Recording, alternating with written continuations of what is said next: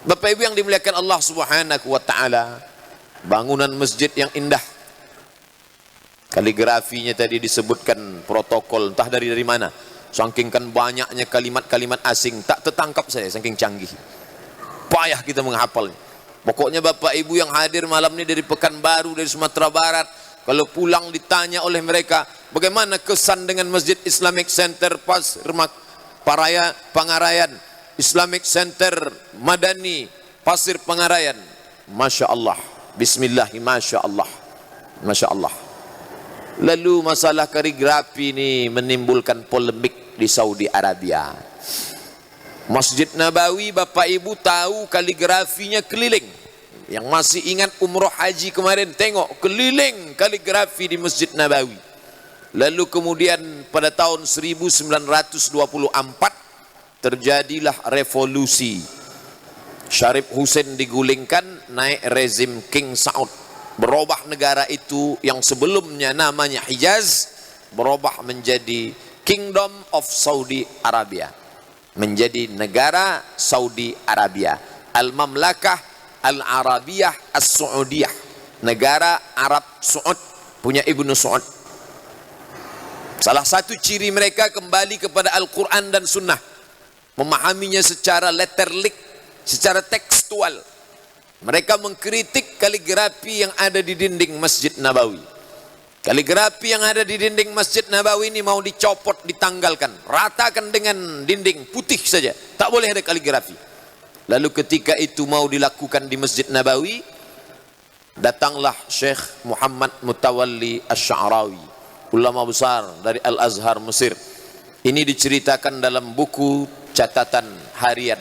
Syekh Sya'rawi 15 tahun mengajar di Makkah Al-Mukarramah. Selama 15 tahun itu dia mengalami banyak peristiwa. Di antara yang berkesan dicatatnya dalam Muzakkirat Asy-Sya'rawi, catatan harian Sya'rawi tentang kaligrafi di dinding Masjid Nabawi. Ketika kaligrafi itu mau dicopot, maka Syekh Sya'rawi datang. Apa kata Syekh Sya'rawi? Kalian yang mau mencopot kaligrafi ini, kenapa dicopot? Kata mereka, karena ini tak ada di zaman Nabi. Kata Syekh Sya'rawi, waktu kalian menengok kaligrafi itu, apa yang terlintas di pikiran?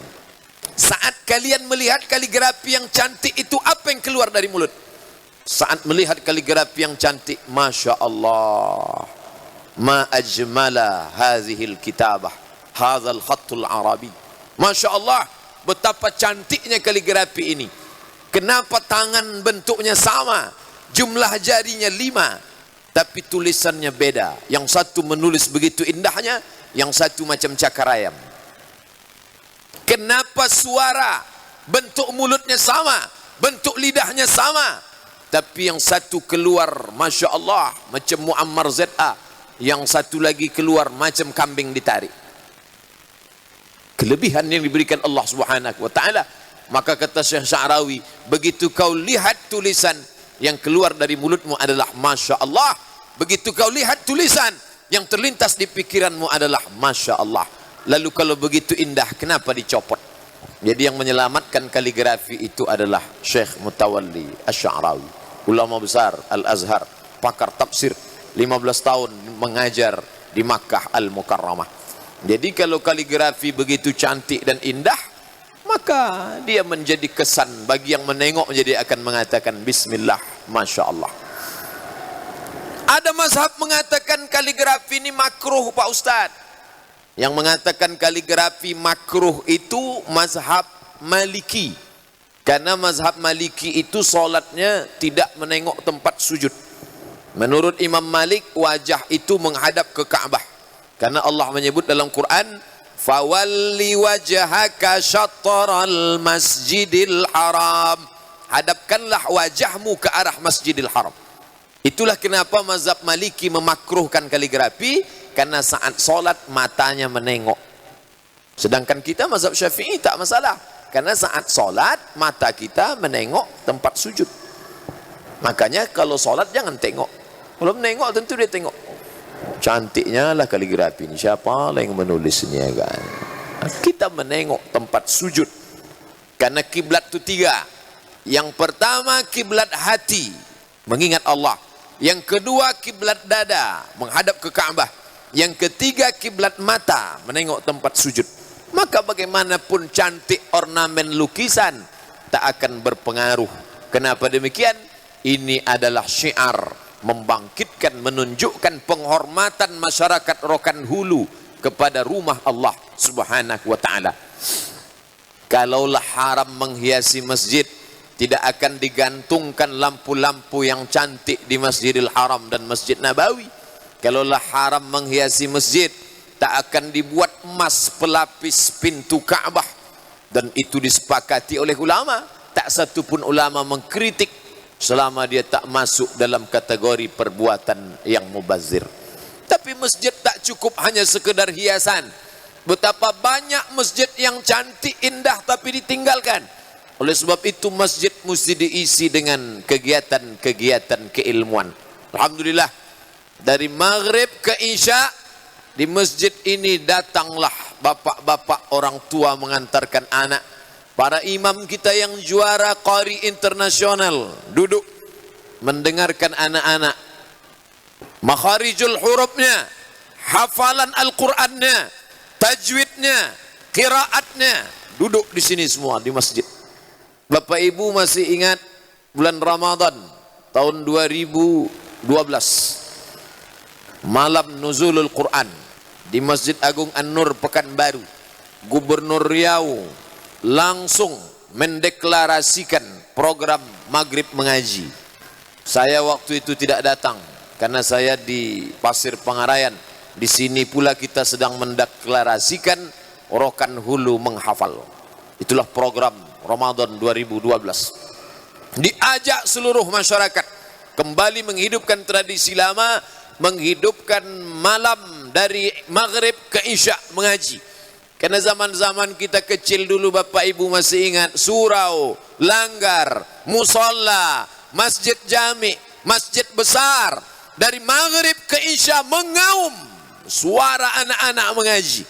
Di pojok ini mereka mengkaji alif-alif, alif di atas, alif di bawah, i alif depan u. Zaman saya belum pakai Iqra lagi, masih pakai alif-alif. Di sudut sini pula menghafal anak-anak. Fabi ayyi ala'i rabbikuma tukadziban. Ar-Rahman menjadi bacaan mereka. Di sudut sini pula kakak-kakaknya, abangnya menghafal alif lam mim tanzil supaya bisa nanti menjadi imam salat subuh Jumat. Di sana pula ada adik-adiknya sedang menghafal surat-surat pendek, amma yatasaalun anin naba'il azim alladzi hum fihi mukhtalifun. Ramai masjid itu dengan suara tilawatil Quran. Tapi bulan Maulid ini saya masuk kampung, keluar kampung, masuk desa, keluar desa, tausiah Maulid Nabi, saya perhatikan masjid-masjid kosong. Kemana anak-anak kita? Kemana mereka pergi semua? Ternyata tidak lagi di surau, di langgar, di musola.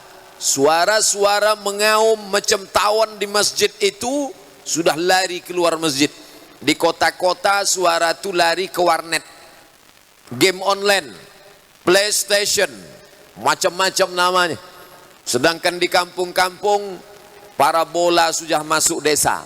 Dulu kita mendengar program ABRI masuk desa, bagus, positif.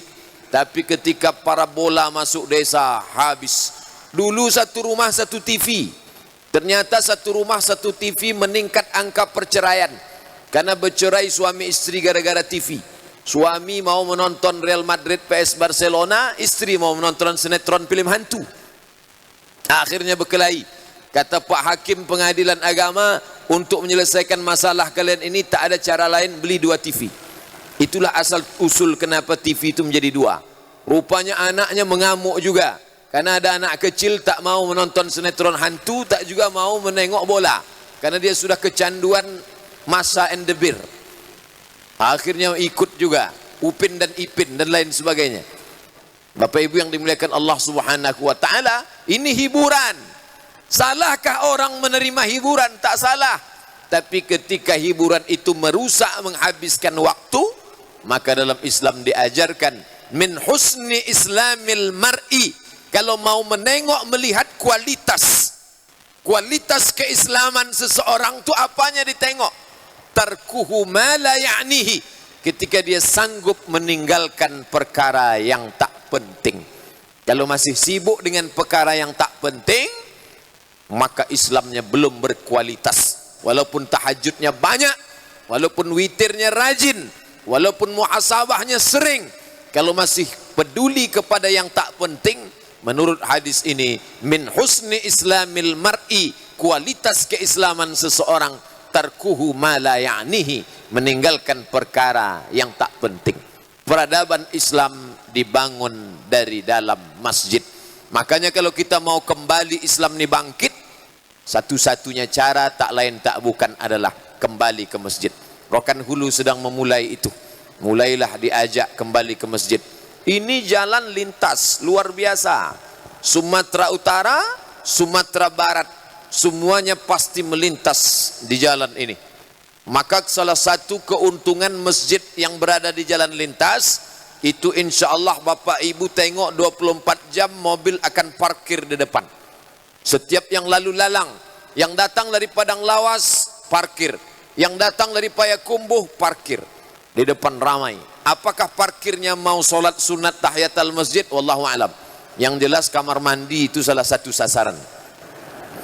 Makanya banyak juga orang-orang ketika mati nanti diperiksa buku catatan kakinya, ditengoklah di buku catatan itu, singgah ke masjid, singgah ke masjid, singgah ke masjid, singgah ke masjid. Waktu dibuka buku keterangannya, keterangan buang air kecil, buang air kecil, buang air kecil.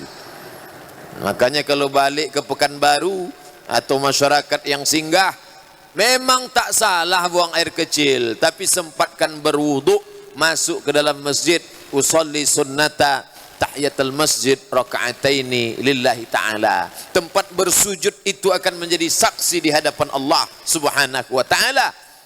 Masjid bukan hanya sebagai tempat ritual ibadah.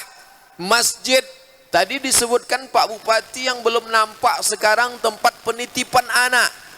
Otomatis bapak ibunya yang datang menitipkan anak, dia titipkan pagi, dia singgah ke masjid, dia masuk sholat duha. Nanti sore dia mau ambil anaknya, waktu asar pulang kerja, paling tidak dia ikut sholat berjamaah. Paling tidak dia sudah diselamatkan hari itu 2 kali menjijakkan kaki di masjid. Ada rasa malunya. Masa aku sudah masuk pekarangan masjid, tak mau sholat, paling tidak sekali dia berjamaah asar. Karena ada orang-orang Islam ini ketika diperiksa matanya nanti di akhir zaman, diperiksa telinganya, diperiksa tangannya, diperiksa kakinya. Kaki itu dilangkahkan ke masjid cuma 2 kali. Pertama, waktu mau akad nikah, kebetulan akad nikahnya ke masjid. Yang kedua, jenazahnya disolatkan di masjid. Lain itu tak pernah lalu ke masjid sama sekali. Inilah manfaatnya kalau dibuat ruang pertemuan. Di mana ruang pertemuan? Di bawah. Sesibuk apapun diskusi, seminar, lokakarya, workshop, di bawah. Andai ada seminar lokakarya, workshop tentang perempuan Riau, dibahas bersama BKMT di bawah. Ketika azan berkumandang, hayya 'alas salah.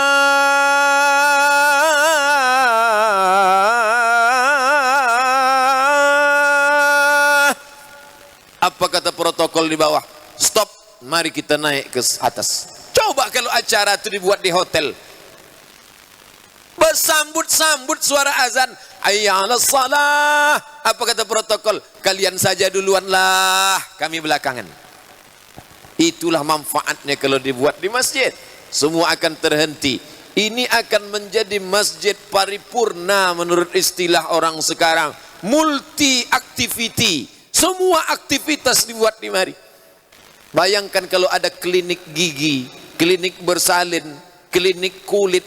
Orang datang memeriksakan sakit fisik, tapi batinnya sehat. Orang datang stres untuk depresi.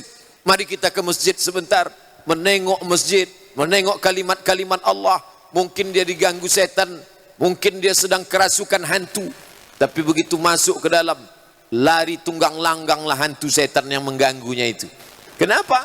Karena dia sedang masuk ke rumah Allah Subhanahu wa ta'ala. Hatinya nyaman, didengarnya suara.